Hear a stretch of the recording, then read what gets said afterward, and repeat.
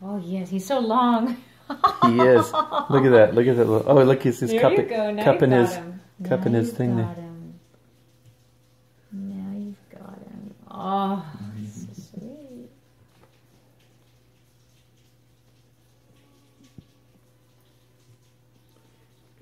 Wonderful fur. Feel these fat little paws. Squeeze that. He is so soft. He's got the furriest little fat little paws. You got fat little paws. That was a yes. He agrees with you. A Does. lick to the face is a I agree. Do you? Is that true about you? Is it true? They're like little moths. So soft. Oh.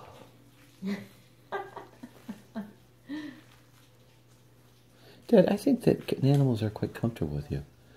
Because Terry's cat was really comfortable with you, and she commented on it a few times. She's like, I've never seen my kitty so comfortable. First time meeting. Oh. First time meeting. You That's why you made friends so easily. I think it's part of that social thing. Yeah. A certain kind of relaxed comfort. Trust. Trust and social A safe grace. human being. Yeah, there you go. I'm sorry. Not now, but I love horses. They're very peaceful. Oh, they're so beautiful. They are beautiful and peaceful, aren't they? There's horses in Arizona, right? Yes, and they're very powerful. Do you ride them there? Yeah. How wonderful. Yeah. Oh. Well, all cowboys ride horses.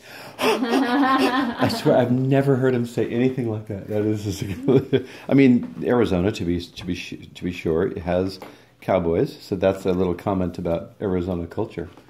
But you rode horses when you were younger too. Mm. You had when like I was always comfortable with them. you comfortable, yeah. Was it Berkeley and Connecticut? Or okay. Berkeley and Connecticut. Berkeley and Connecticut. Okay, so you Gosh, there rode was them. very little that you weren't comfortable with. Well, I'm always comfortable with horses.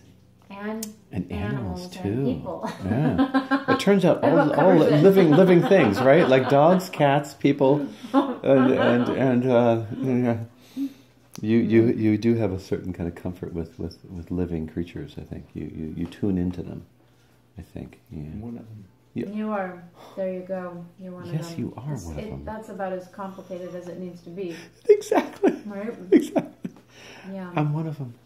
Mm-hmm. And those little words of wisdom every day, just those, and just, my sister and I are just like, you're My species. You're one of, they are, yeah, humans are your species, for sure, yeah. It's a good wine. It's a nice wine, it's like a champagne kind of thing, because I thought it's some kind of a New Year's Eve, I thought champagne and New Year's Eve and the whole bit.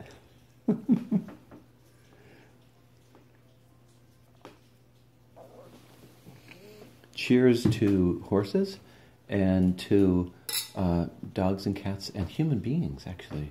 Oh, yeah. Let's include all the lovely creatures. All the creatures that take care of each other. Mm-hmm.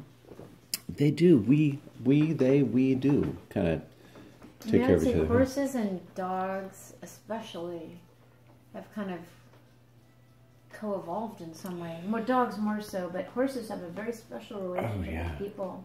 Yeah, They do. Yeah. Right? I just think it's amazing. Amazing. How much they can sense about a person. Right. And how smart they are. They And are very intelligent. very intelligent. Yeah. And beautiful. Oh, so I beautiful. could watch horses all day. I really could. They're just... They are so gorgeous. Yeah. Those eyes, those beautiful eyes, and that head, and the way they move. And they're never awkward. They're never awkward. They have a certain grace, huh? Like a certain kind of. That's an interesting way to put it. Like they're just sort of not awkward, kind of graceful. Yeah. Right. Yeah. Confident in their size. Yeah. Right? Like, Yeah. nothing else moves like that that's that big. A Yeah. bear, a cow. Right. Well, I suppose deer and elk, Right. but still not quite as beautiful. Yeah. Yeah. And yet horses are your second or third favorite animal. Because as we were talking about with Terry, there's an animal that took your interest, your favorite animal, that is in Africa, and it's like a cow, but it's different. Right. It's got a horn coming out. Oh, a rhino. Rhino. The rhinos are amazing. Aren't they? I lived in Africa for a few years. Did you? Yes, Where? I did. I was in Nairobi? I was in Nairobi and outside of Nairobi, and I was on an island off the northern coast of Kenya, and then I was down in South Africa, and I traveled all around. I was there for like 2.5, 3 years. It's an amazing country, isn't it? Oh my God. But the rhinos, they're very, very special. They're like ancient, right? They are. They've got like these crazy, it's like an armor. Mm-hmm. Very much Right? like an armor. That's an inch. I like that metaphor. I like that. My favorite animal. It's your favorite it animal. really? It really is his favorite animal. Why? You have no idea how much of a favorite animal it is. Well, they're so powerful and yet they're so gentle. They're very gentle. Oh, my They can't see very well. No, No. they don't have good eyesight. They're kind of vulnerable. Okay. They're sweet. And they are vulnerable because they're endangered now, sadly. In fact, their endangeredness is partly why you gained an interest in them. Yeah. I don't know why anyone would shoot at a rhino. Don't get me started. Oh, we have a fellow lover of rhinos here. Amazing. Rhinos or any of these beautiful creatures. Who would shoot? I mean, Yeah. Who would shoot a lion? Who would shoot a tiger? Any animal, right? Yeah. Why would anyone shoot these gorgeous, beautiful animals, you know? I don't think hunting for pleasure I guess is... if they were being attacked, but that's. I mean, that's a different unlikely. story, right? If there were some kind Lions of... and tigers don't usually attack people unless No. they're real close. Yeah. Mm. If you get in their lair, Their Uh-huh. lair, her vocabulary is going up today. Hold it below. But it's like, you know, I think we shouldn't shoot animals at any time unless it's some extreme circumstance where some kind of thing where maybe your life's threatened or something like that. But I mean, these rhinos roam and they're so peaceful, and they've got this you know, gorgeous thing with this horn, you know. And you used to tell me the reason they would get hunted and killed by, one of the reasons, would they want that horn, or they take it as some kind of a thing, or they take the horn home. take the No, horn they'd home. sell it to the Japanese Yeah, that's what he used to talk about, that specific thing. Yeah. for sexual For like whatever. a whole, yeah, right, Yeah. right. That's this thing that you told. Asia's appetite for these weird things is it- endless. It's just an odd stereotype or a Yeah. mythological I don't know what it is. false belief, you know. So I mean, he used to tell us about that. The Japanese would take it, and they believed it had a special power and everything. And then some people just take the horn, and then they put it. Don't they put it on the something? They put it on top of a Mantle. Yeah, they put That's it exactly the put it on word. the fireplace. The fireplace. He used the word mantle 3 days ago. Yeah, they put it on the mantle. You know, and it's like up there, some kind of a trophy or something. It's like kind of a showing off that I killed a rhino and Dennis, did you ever see the movie Out of Africa? No. Never mind. I'll bet you did, and you just forgot. It's like a Robert. It was a while ago, but it was based on Isaac Denison's, Karen Blixen, her experiences going out at the beginning of the last century, and when no one was really out there. Mm-hmm. As she was from Belgium, maybe. Anyway, it was really.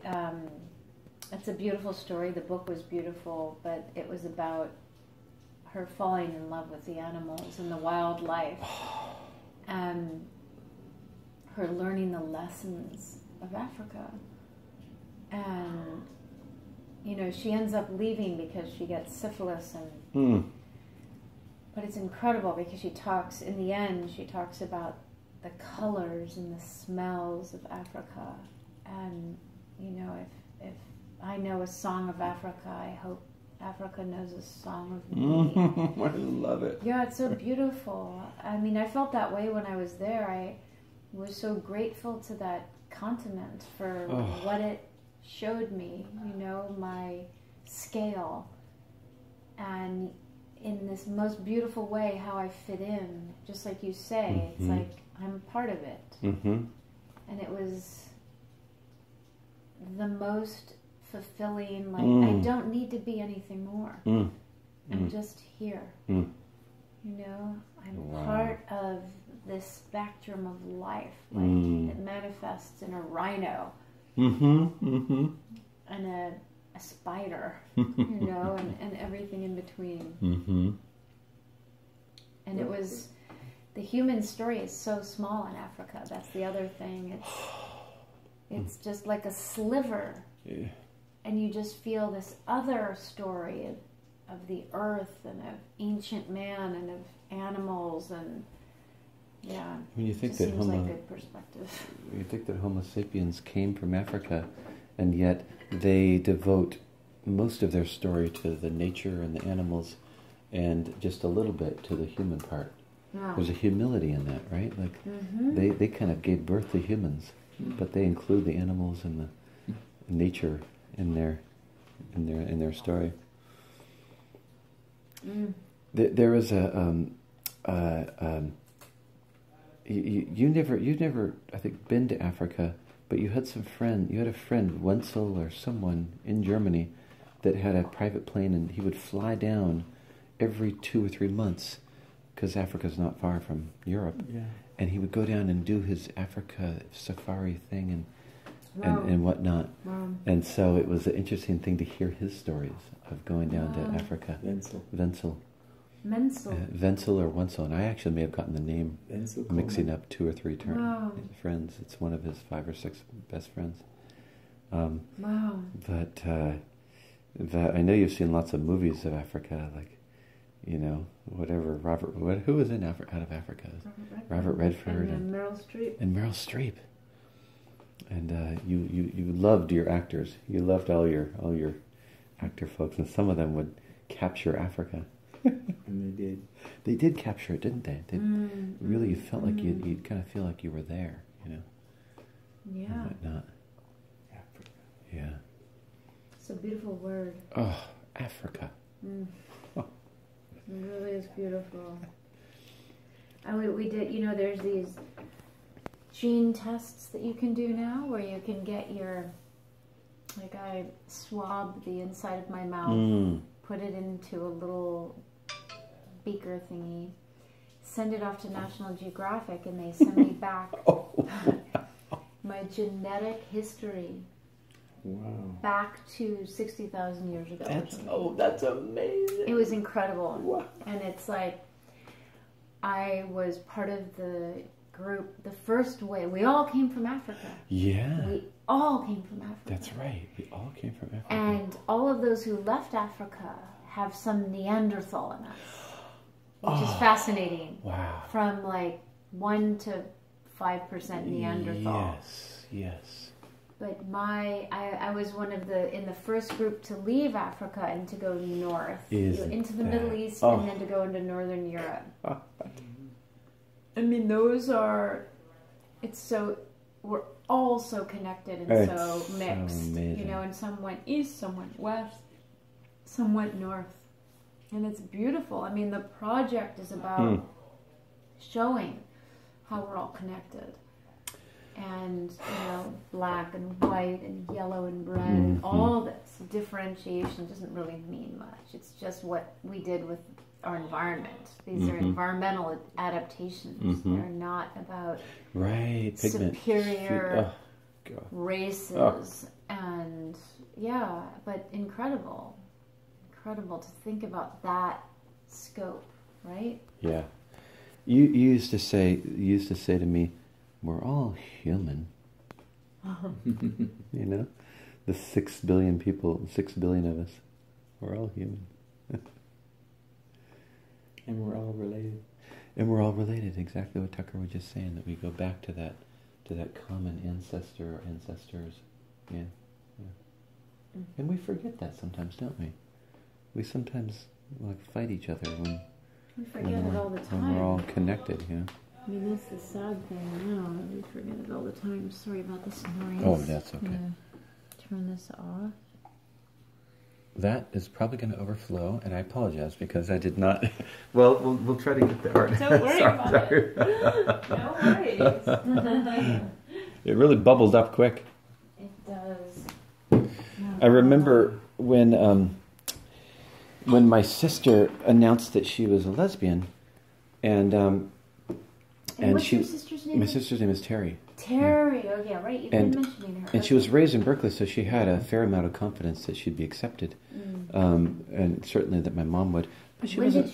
This is when she was 30, and she's 48 now. Well, she just turned 50. What am I saying? Oh yeah. So 20 years ago. So she came out, as a lesbian, and she had a supportive culture for it. That was great. She wasn't sure about Dad because she didn't know him. He didn't know you that well, and she got nervous, and she said, "Dad, I want to tell you that I'm lesbian." And you said, "I don't care whether you love a man or a woman or any ethnicity." And I think you even said, "or an animal." I mean, whatever it is that you want to love, life's about loving. Yeah. Oh, love is love. No, totally. And she felt really accepted by you in that moment because you were open to whatever she wanted. She's my daughter. She's your daughter. Aww. Yeah. Is she in a relationship? She now is for about 4 or 5 months. Oh, new one. Yeah, she's in a new relationship with a woman whose first name is Deb and last name is Dennis, which is Dad's first name. Yeah. Deb Dennis. Deb Dennis. And so they recently went to a restaurant, and they, you leave your last name, and they both forgot that the other had left their last name with the restaurant. And so when they called, the person that was at the counter got confused about the names and said, "Dennis Hannon for 2, and your name is Dennis Hannon." That's so strange. Yeah. So it was like my sister's last name and her girlfriend's last name, which is Dennis. And they said, "Dennis Hannon for 2." And when my sister heard that, she already knew that there was this coincidence, But the look on her face was like, "That's so awesome." And they laughed, and they tell that story, of course, many times, that you got called for dinner, but you weren't there. They were like, "Dennis Hannon for 2?" Hey, Dad, when you then came back to Berkeley and had to relearn English because you had spoken so much German, and you delivered the Oakland Tribune, you would pick up the papers and you would toss the papers in your thing, and you said you'd flip it around to. Yeah, well, I'd take the most out of there, and I'd flip it around. Yeah. And then you would, and then you also would, you would kind of take the papers, right? And you would do this kind of flip. I could walk them up the stairs. You could walk them up the stairs. So that's kind of. Well, if you're a paper boy for a few years, you get pretty good at throwing them, and I'd throw it, and it would walk right up. For sure. For sure. I mean, that takes a certain skill, right? to be able to do that. It's like, you kind of, you'd kind of take it. He was just saying he'd take the paper and he would flip it so that if it would walk up the stairs. So that it got to the stairs, it would walk up the Really? stairs. Yeah. That was for you, though. That wasn't for anyone else, because no one else was seeing that. Sometimes, the houses would have the stairs, and you kind of like, in an ideal world, the paper would land on the porch and not on the steps so that they don't have to come down their steps. Yeah. So you would help them out. And I think partly it was just because you wanted to see it kind of go up, but it probably resulted in being on a higher step than But you also don't want to hit the door and wake them up. Oh, that's right. Yeah, that's right. Yeah, when you throw papers every day.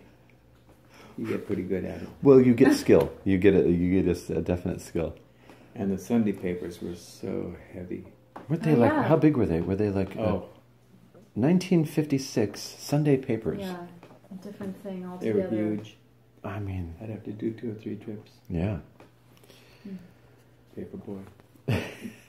and your route probably was right up on Broadway Street and up in the way, like down in that area and that kind of thing. And we tried to retrace his steps from 139 Parkside Drive to Willard, and it kind of came down one of the Stewart Street down to thing, and we kind of figured it goes right down because Stewart connects up, so you would walk down Stewart Street, And you couldn't flip them, so You'd flip they 'em. walk right up the stairs. Yeah, they'd flip right up in the thing, and they'd be up on the porch, And then you'd have to collect the fee, right, from each person. Like, oh, it's time to pay your monthly fee for the Oakland Tribune.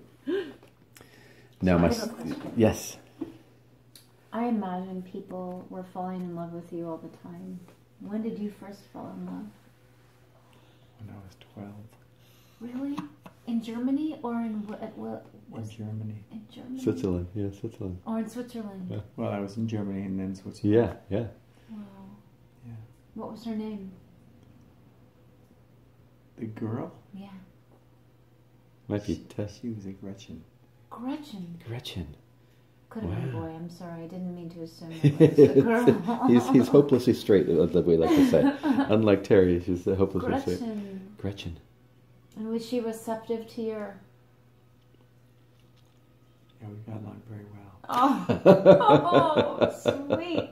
But then you had to leave? You had to leave her in Bern and go to... Come to Berkeley. I had to leave Germany, Stuttgart, and go to Bern. She was in Stuttgart. Oh, so it was even back in. So I my actually, word. this may have Oh, my unconcealed word. that the exact Yeah. dates we thought were accurate were actually, because this is matching up with what his, like there's a maybe he was in Germany longer than we thought. Right. So you had to leave and go to Bern, and you had to say goodbye to Gretchen. Yeah, I was 5 years in Germany and 1 year in Switzerland.